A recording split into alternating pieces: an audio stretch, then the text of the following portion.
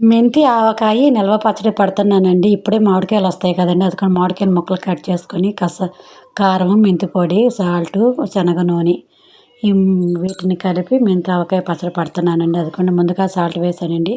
తర్వాత కారం వేసానండి. తర్వాత మెంతి పొడి.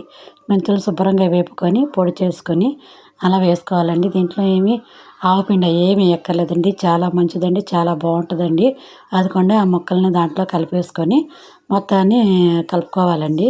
అంతేనండి. చాలా తేలికండి ఈ పచ్చడి. ఏదన్నా మామిడికాయలు దొరికినప్పుడు ఇలా చేసుకోవచ్చండి. ఈ పచ్చడి ఒక నెల రోజులు గ్యారంటీగా నిల్వ ఉంటదండి.